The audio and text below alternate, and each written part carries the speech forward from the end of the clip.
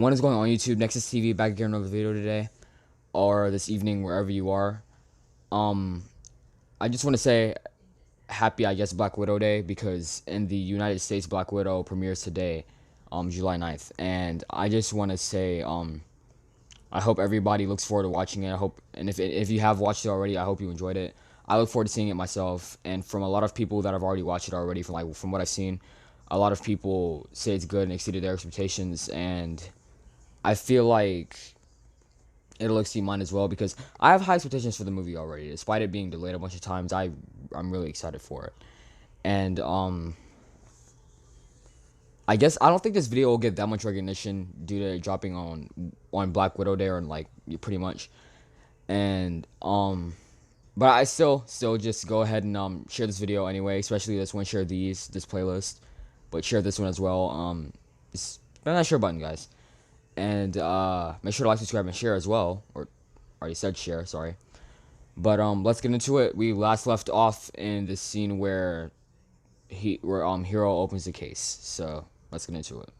Chapter 2, The Heat Seeker. Go. They call me the Heat Seeker. Hero says, grinning at Lance. Lance sees a super suit.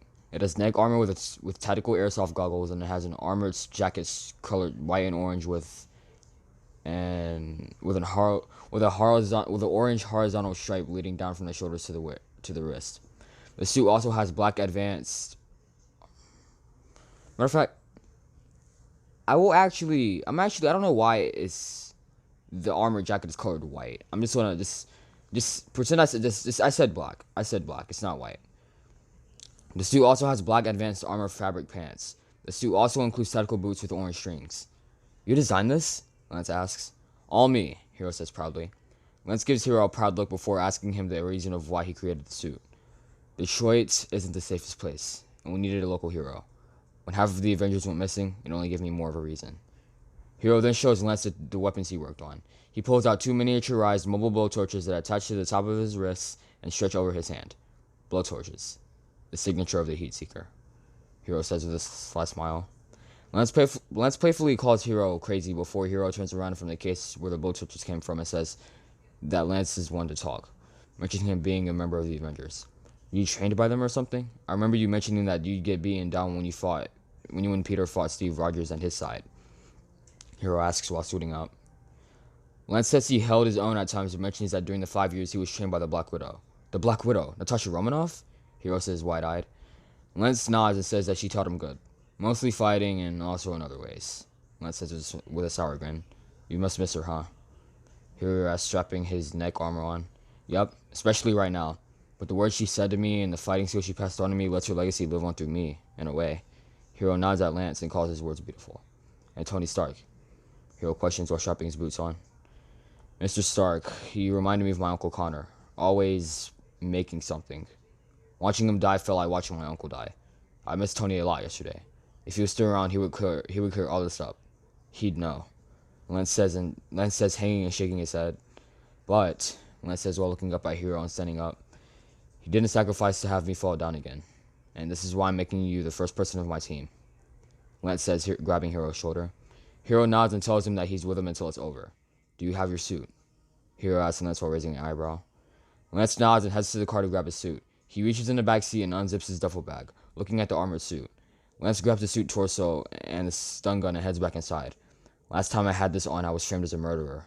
Lance says while putting the suit on. He looks at the hooded scarf and puts it over his head, pulling the hood over. None of this should be happening. I wish that I could have stopped it.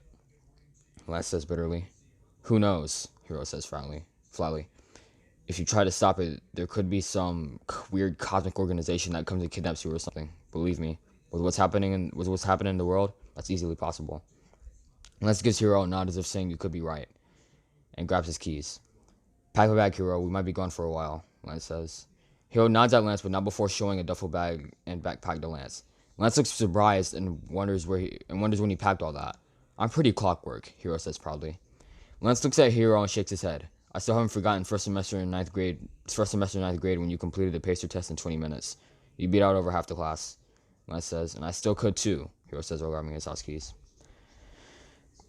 Now, Side note, I'm not sure if that is a really quick time for the pacer test or not. Someone in the comments tell me if it is or not, please. Uh, so this chapter might contain some language. I hate saying that, but I'll just read over it with a different word. Like I won't say the actual word. You can read it if you want to, but I won't read it. We're off on an adventure. Page 2 of this.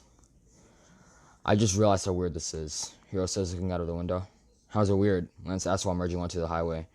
We are two grown men in a Toyota Corolla hatchback wearing superhero suits.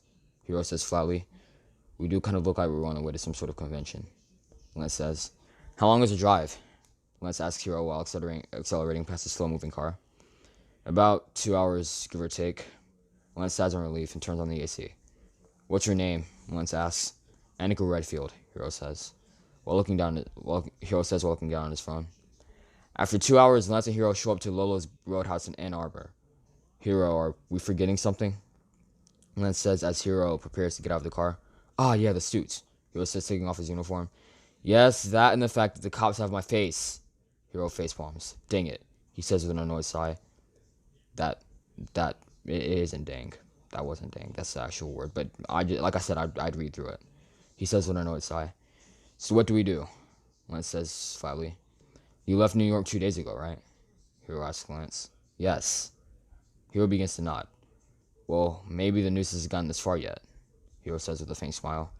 Lance looks at Hiro as if he wants him to be right and then says, Hiro, it's 2024. The news is definitely everywhere. Lance says with his voice trailing off. Hiro decides that they should just take the risk and walk in. Lance fights his doubts while Hiro gets dressed up in a white compression t-shirt with blue jeans and white sneakers, struggling due to low maneuverability in his seat. Lance does the same and takes the torso of his suit off and waves it to the back seat and pulls back the hood of the scarf over his head, or off his head. The two get out of the car and walk into Lolo's bar. The place is packed with people, and the duo can hear a rock song playing in the background. And when they walk in, some of the patrons look toward them. Lance can hear somebody from an unspecified place in the bar say, "Is that the Metal Spider?" amongst the loud music and talking people. The two sit at the bar, and Lance grabs a menu, like looking at the drinks. I never liked rock music, Hiro says annoyedly while looking around the bar. The Rolling Stones? I don't know, man. They're pretty good in my opinion, Lance says. Suddenly, one of the bartenders walks up and introduces herself as Beth. She looks at Lance and notes that he's a Metal Spider. She reads him and feels his paranoia. She tells Lance that he's safe, and knows that he did nothing wrong, and asks them what they're here for. Annika Redfield. We're here to talk to her, Hiro says while looking at Beth in the eye. Beth nods and calls Annika over. Lance sees a photo of a building and recognizes the logo. He sees a different location of Lolo's bar. Beth sees him staring at the photo and tells Lance about it, mentioning that she met Frank Castiglione there once. Lance looks at her in surprise. The Punisher? He says quietly. Suddenly, Annika walks up to the bar and greets Hiro and Lance. Lance states his business and asks if Annika can help. Annika thinks for a minute and nods, telling Lance and Hiro to meet at her house that night. The day fades and the sun goes away. Lance and Hiro embark on the drive to Eberwhite. Are you sure she can help, Hiro? She seemed unsure. Lance says while driving, eyeing the speedometer. Yes, Lance, I'm sure. Believe me, there's more to her than you think, Hiro says. Lance asks if they have history, and Hiro tells him that when he first became the Heat Seeker, Annika would help him find crimes to fight. Crime bosses, bank robberies, the whole deal. And then she moved to Ann Arbor, and I started operating solo, Hiro says while looking out the window. The duo finally showed up to Eberwhite. Why does she live so far away from her job? Lance says to no one in particular. I saw you checking her out, man, Hiro says with a smirk. I was not checking her out, Hiro, Lance says annoyedly as he begins to walk up the stairs to her door. Come on, man, you don't have to lie, Hiro says while following Lance to the door. Okay, fine, I was checking her out, Lance admits to Hiro. Man, I knew it, Hiro says while laughing. Lance reaches her step and rings the doorbell. So, I know I said after in the last video that you'd get the next 2 pages of Lent soon, but the thing is that there wasn't the next 2, it was only 1, and I thought there was 2 somehow, so I had to write this one that I just read. So, I'm just gonna end this video now, guys. Thank you for watching this video. Make sure to like, subscribe, and share, of course. And next is TV. I'll have a good day or night wherever you are.